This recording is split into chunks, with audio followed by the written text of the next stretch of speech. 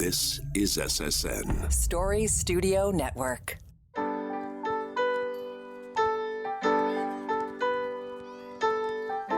Hi, my name is Pamela Fuselli, and I'm the host of Popping the Bubble Wrap.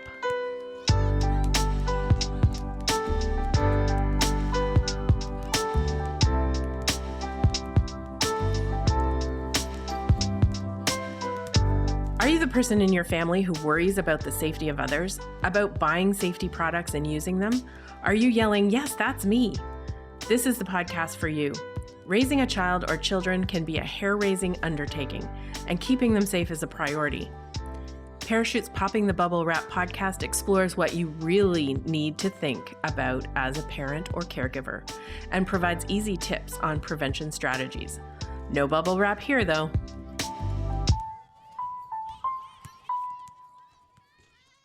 Children can seem like tireless balls of energy at times. It's a beautiful part of childhood, that almost boundless will to move, laugh, and most importantly, play.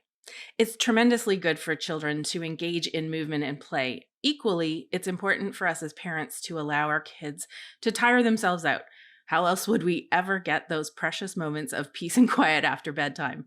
In this episode, we're going to discuss strategies for managing risks associated with the spaces our children play in. Joining me today are Brittany, Ashley, and Erin. I'm so happy that you're part of Parachute's Popping the Bubble Wrap podcast today. Hi, Pam. Thanks for having us. Why don't we start with the fun stuff first? What kind of play activities or spaces do your kids enjoy playing the most? Ashley, maybe I'll start with you.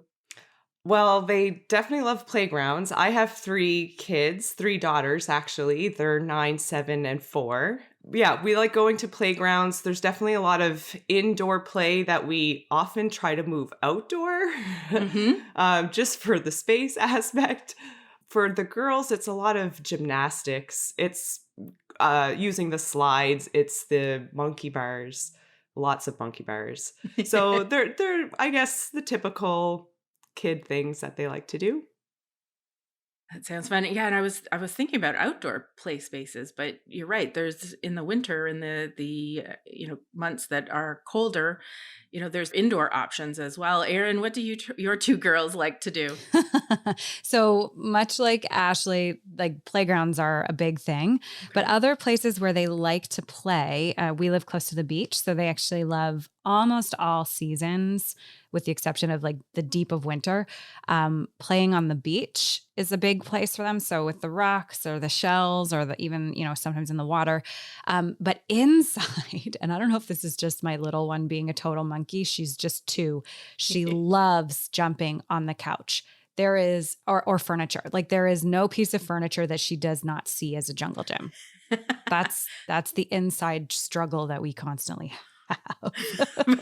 Both like keeping the life of your furniture alive, right? But also, they weren't built for play specifically, but luckily a lot of them, like couches, are soft. Well, every time she does it, I look at my husband and say, "This is why we can't have nice things yet."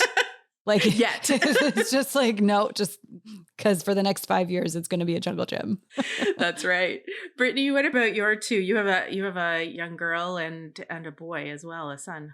Yeah, I've got a 6-year-old boy and a 9-year-old daughter. They're both much more into nature. I'm sure they would love to live near the beach, but we have plains and trees all around us. And my son is perfectly happy just walking from tree to tree and feeling the bark and smelling them and things like that. While my daughter climbs as high as she can, as fast as she can every time.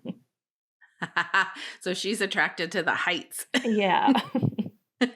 Well, and she is a bit older as well, so probably has been honing her climbing skills for quite a few years. Definitely, yeah. So Ashley, you talked about playgrounds, and so did you, Erin, as well, about those built playgrounds that we often see, the slides, the monkey bars, the swings. And there's different play space environments that we do have, but let's talk about those type of built playgrounds that are in a lot of communities. What concerns you most about those environments when your kids go to play on them? Is it the environments themselves, or is it also getting to and from the playgrounds? when it comes to the built playgrounds, we do go to a lot of them, and we're constantly trying to find new ones and what is out there. So when the playgrounds are like obviously newer builds, I almost have no concerns. It like looks really safe. You can feel how safe it is under your feet. And there's lots of different levels for different ages. So I tend to gravitate towards those because I have 3 kids of all different ages. It's the playgrounds that are still older, much older. They're either brand new or they're really old.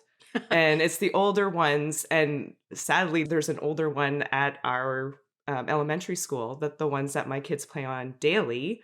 And they're 2 older playgrounds that they do look a little, they're rough around the edges. And it's mostly, I think my biggest thing with them is that it almost doesn't feel age appropriate when you compare it to what you're seeing now and the safety that I'm feeling when my kids are at the newer playgrounds. So you can look at it one way and say, well, these are literally the playgrounds we played on when we grew up. Look, we're fine. Yeah, we all hear that. But they could use some updates in a lot of ways, I think. So is it that the structures are high, like the height of like the slide, or Yes. they haven't been maintained, so they're maybe broken or Yeah. not functioning properly? Exactly. One of them is particularly high, and this is an elementary school that goes up to from pre-primary to grade 6, so quite a range. And there's a smaller playground, but the swings are incredibly high.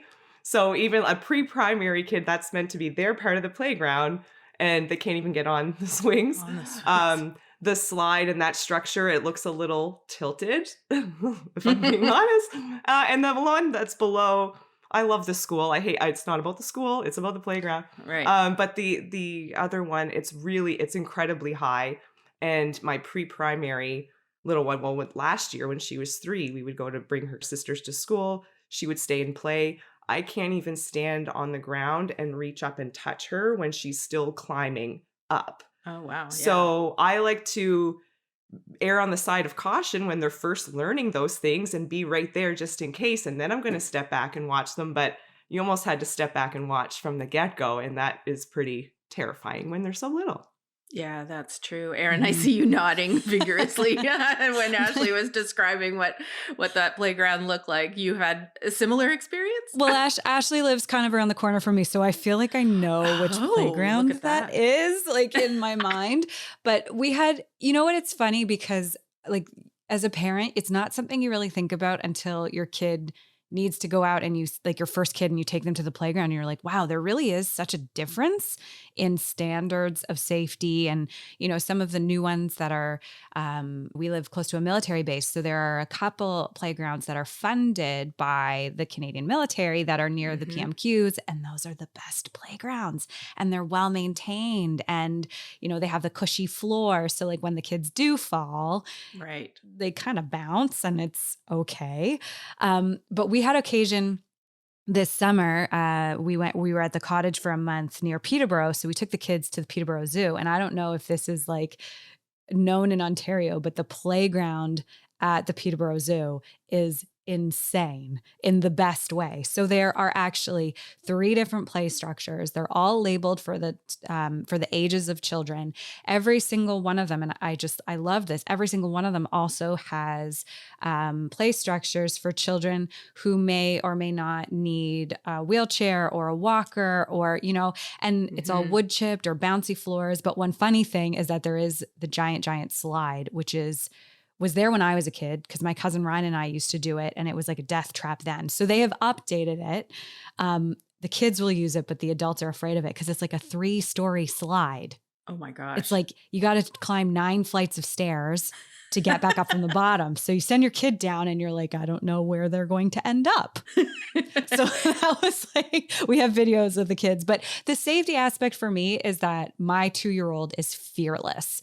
And so to Ashley's point, if she gets up to a height where I can't grab her or stop her from slipping, I don't really know what to do because I don't also want to be that mom. Like everybody knows those moms who like follow their kids on the play structures. I'm like,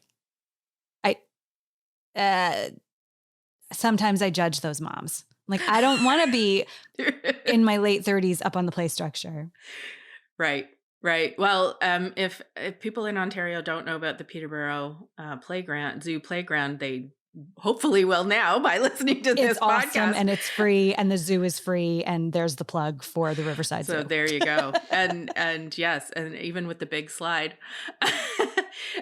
Brittany, you talked about the types of play that your kids like to get into, which is more sort of that unstructured play. And Erin, you sort of touched on this with your kids, playing on the beach with rocks and things like that. So that's sort of where they are not necessarily using traditional playground structures like slides and monkey bars and swings, but they're building their own games and creating fun for themselves and using what's, as you said, trees and bark and what's in nature. So how do you balance that need of them playing in those areas, but also managing the risk of potential injury? And maybe Brittany, you can talk a little bit about how you manage that with your children.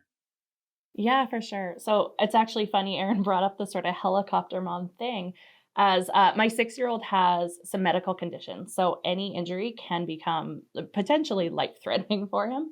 So one of the things that actually pushed me away from playgrounds was the kind of like challenge to my ego of like, do I want to look like the helicopter mom? Do I want to explain why I'm right up there with him? That kind of thing. Because we know how moms can get at playgrounds sometimes.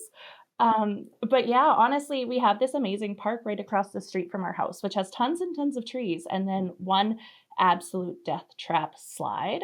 So I think it's just been a matter of, encouraging my kids to find other things to play with. All the trees there are fairly low, so they kind of learned early on the ground is nice and grassy. So they were able to build up from there, learn some skills, and then now when we're at the lake or, anywhere with bigger trees, they're able to start going a little higher. And it's really just a matter of developing the gross motor skills they need and kind of learning risk assessments for themselves before I kind of let them loose with anything that might be a bigger risk.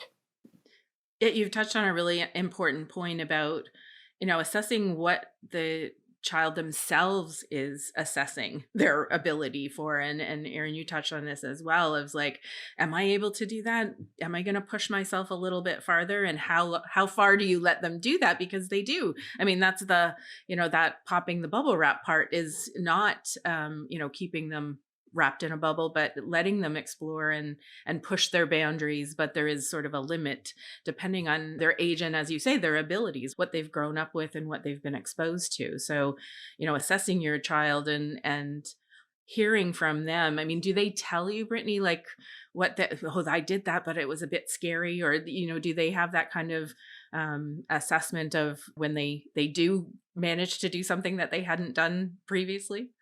Yeah, so my 9-year-old is an absolute scaredy cat and always has been. So sometimes it's the other way where we're pushing her a little bit and we see she wants to do something that we know she's fully capable of doing safely. It's a lot more encouragement that way. And my son is just kind of the opposite. So for him, it really is telling him, okay, I see you want to do this. Here's what could happen if you do that. And what's your plan if you fall? What's your plan if you get hurt in this way? Because we need to think about those things too. And ultimately, he's going to be making those choices for himself eventually.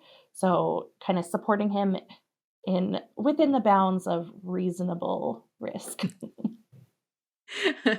Yeah, exactly. And that changes over time, like over their age development. Erin, your little one, you said, is fearless, and you think, what, she's fearless now, what is she going to be when she's 6, 7, 8, 9 and above? I worry about that daily, Pam. Yeah, well, but have you ever had an injury? Has she ever had an injury from doing her fearless things? No, because she's so self-assured. I actually just think that she, at 2 years of age, can visualize the outcome she wants, and she pretty much gets it. Now, my older one has not let me live down when she was 2 and I let her play on a playground and she says, "Mommy, do you remember that time that you were sitting on the bench and I fell through the hole?" Like she still reminds me of that time that I quote unquote let her fall. So, I mean, I don't know. I think it depends on the kid, right? Like Absolutely. she's much more timid and clearly remembers everything, and the other one is just full force go. So when I have them both at the playground, I have to just be really mindful of kind of what Brittany was saying, is like the energy of both kids is slightly different and their risk tolerance is slightly different. Yeah. Yeah. Ashley, between or amongst, I guess, the 3 of your kids, do you have a similar kind of experience with, varying degrees of fearlessness as it is? Absolutely. I have bookends. My fearless ones are on either end, the oldest and the youngest. And my middle child is very, very timid and wouldn't go down a slide until I think she was maybe 4 or 5, barely jumping off 2 feet, even for fun, like just that kind of timid. So it's quite a range, and it still kind of is. And to both Brittany and Erin's points, like it really depends on the kid and how I'm going to help them or just watch them do what they're doing. I think with my youngest, because she's that much younger than her sisters and because she's a Miss Independent and wanting to keep up, she's been the one for us that we've really had to watch. Like she thinks she can do more than she actually can. And we've only seen that luckily in just small things like a fall off the couch or a little, and I know those aren't always small things for everybody, but luckily it was for her. And so when it did come to climbing the bigger structures, I knew I wanted to let her because I know there's an element of risky play that's really beneficial for kids, especially for their confidence. And I'm trying to raise some really confident, mentally strong girls. So I want to let that all happen. I have a little bit of anxiety of my own that I'm just constantly working through too. So I'm constantly like, is this just me and my anxiousness, or are they good? Can they do this? So time after time, they get to show me what they are capable of. And now, because they're a little bit older, I can feel a little bit more confident that they know their own limits. But it took a whole bunch of up and downs and worries and whatnot to get to that point, for sure. Yeah, and scraped knees, I'm sure. The good news is around playgrounds, there's lots of falls and things like that, but there aren't many serious injuries or deaths, which is great because, as you say, we want kids to be out and playing and pushing their boundaries and building their skills and all of that. We know how important play is in their development and their relationships and their creativity, etc. So, and also, as I said at the beginning, to wear them out so they will go to bed and you can have a few minutes of peace and quiet in the evenings. Erin, my experience was slightly different than your daughter. My mom was pushing me in a baby swing when I was young, but it didn't have a thing between your legs. So as she pushed me, I slipped out of the swing and like total gravel up my face. And so she was right there and I still fell out of the swing. So, I do bring it up every once in a while. So unfortunately, I think maybe that is still in your future of holding a bit of a grudge. Yeah. The time she fell through the hole, that'll be the thing. Yeah, exactly. Well, thank you, Ashley. Thanks, Brittany and Erin, for joining me today. It's been a great conversation. Really enjoyed hearing your stories and your strategies on how to make sure that your kids can get out there and play. Thanks. That was great. Thanks for having me. Encourage your kids to get outside and play. To keep them safe, review our tips at parachute.ca/outdoor play. That's parachute.ca/outdoor play. It's time to open your parachute. Dr. Suzanne Benno is a pediatric emergency medicine specialist and medical co-director for trauma at the Hospital for Sick Children. Dr. Benno's professional interests focus on the continuing advancement and improvement of pediatric trauma care and injury prevention through quality improvement in research, medical education, knowledge translation, and advocacy. Thanks so much for joining me on the podcast today. Hi, Pam. Thanks for having me. So you've been an emergency medicine physician for a number of years. What do you see at the hospital related to play injuries? Yeah, so play injuries are fairly common presentations to the emergency department. They're usually injuries that are related to falls. That's the main reason Okay. that we see kids coming in after play. And so those are usually bruises, scrapes, sometimes fractures, lots of soft tissue injuries. Often these are related to falls from climbers, monkey bars, slides, these kinds of things. We also see a number of minor head injuries, sometimes dental injuries. Sometimes children will Mm, butt into each other, knock heads, and so forth, or hit structures and knock out a few teeth. Um, there are specific injuries that are related to certain types of play structures. So hmm we have, like in the summer, for example, every evening we have about 5 or 6 kids come in with supracondylar fractures, which we all term the monkey bar injury. So we know that Okay. there's seasonality to certain types of play injuries. There are hmm some specific trampoline related injuries as Right. well. And then sometimes just simple lacerations and cuts from, whatever impact they've sustained. Yeah, those cuts and bruises that are kind of part of the That's right. summer experience. For trampolines, we get a lot of questions about trampolines. What kind of injuries do you see from trampolines, and why? I mean, so many people love those, love them. They want them in their backyards, but they can be really dangerous. Yeah, trampolines are a bit of a double-edged sword. They're a great way for kids to burn off energy and certainly get some exercise. But they do create some risks for injury for sure. Most of the time, we're seeing injuries related to extremity injuries. So they fall and they hurt their arms, sometimes their legs.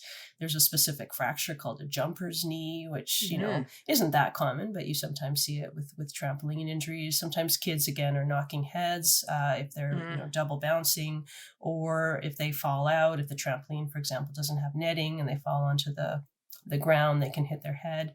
But most of the time, just similar to playground injuries, bruises, scrapes, abrasions, and then soft tissue injuries. If they are breaking bones, it's usually the arms, upper yeah. extremities, wrists, and so forth.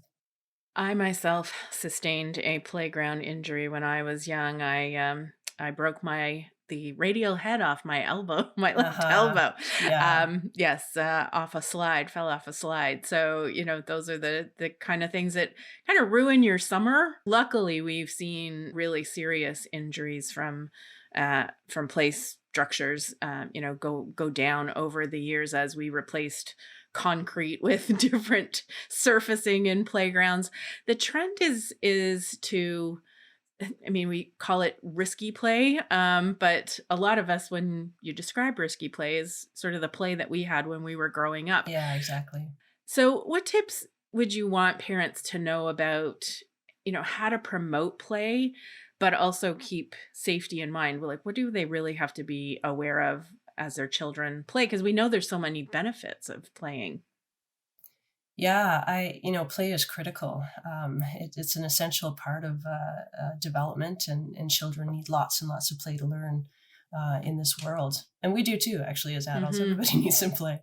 I like the concept of risky play. I like the concept of reasonable risk, and really empowering children to make their own choices, hmm which builds their confidence, promotes their resiliency. And I think our job as parents, in addition to hopefully raising productive members of society, really is to kind of mitigate the risk, but not insulate them from hmm it through life, because they need to be challenged, and they need to be exposed to risk in order to learn how to manage that, in their futures.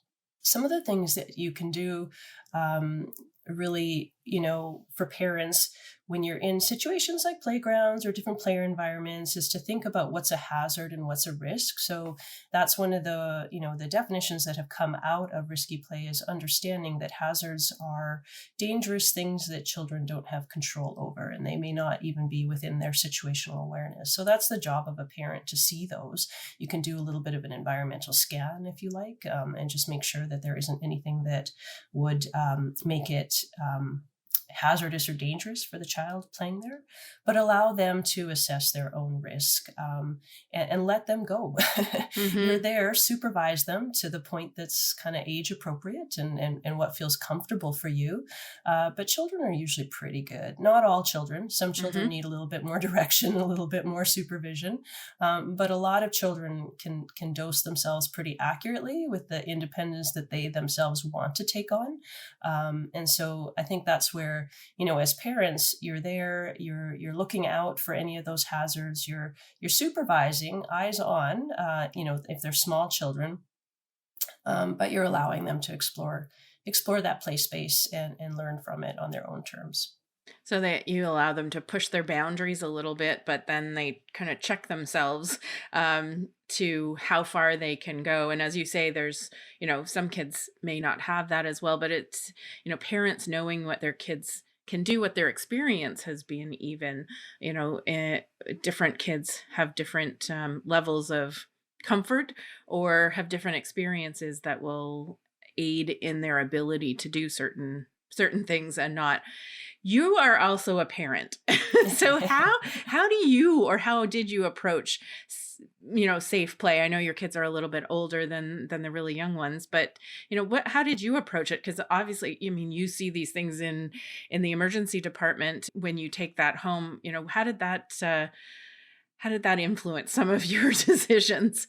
Yeah, that's absolutely true, Pam. I mean, in the line of work that we have, or that I have, it's difficult to not always think about the worst case scenario. And I think it's really important to remember that is the rare scenario. Children play all the time and don't get injured very often. So basically, we would try to minimize risks, but let them do mostly everything that they wanted to do. So in fact, if an activity required a helmet, they had to wear a helmet. And that was a non-negotiable, part of the deal. We let them jump on a trampoline, but it was in good condition. It was supervised. They had rules they had to follow. We took them out in nature quite a bit. We had lots of great hikes and forest play when they were smaller. And we took them to playgrounds all the time. And I really enjoyed hearing about the spectrum of playgrounds that the moms were talking about, because I had the same experience. So, they have played in these state-of-the-art design play spaces, even the ones that, became natural scapes. And then also in those playgrounds that look like they hadn't been touched since you and I were kids. So those are the ones where you need to do a little bit of an environmental scan and make sure you don't see any hazards there. Well, especially if they're that old, they, you want to make sure they're in good working condition. I definitely remembered getting a few scorched legs going down those metal slides. Yeah, absolutely. Well, I think the message that you are sending about, play is vastly safe. There's very rarely when you get something really serious happening on a playground, and the value of play outweighs the risk of really serious injury on our playgrounds and in play spaces. And, as you say, in nature, on hikes, whatever it is that kids are doing, that is so valuable, to their development. So thank you so much for joining me today and sharing your experience, both as an emergency medicine physician, as well as a parent of kids who, engaged in a lot of play. So thanks very much for joining me. Oh, it's my pleasure. Thank you, Pam.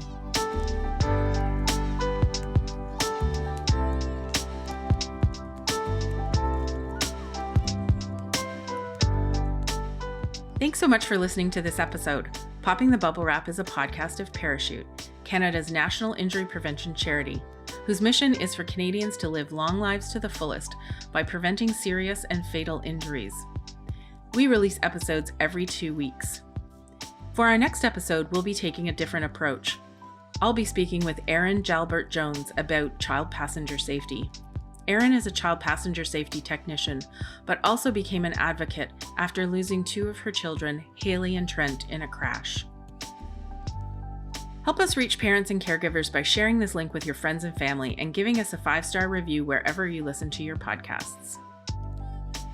Popping the Bubble Wrap is produced for Parachute by Story Studio Network and Eye Contact Productions.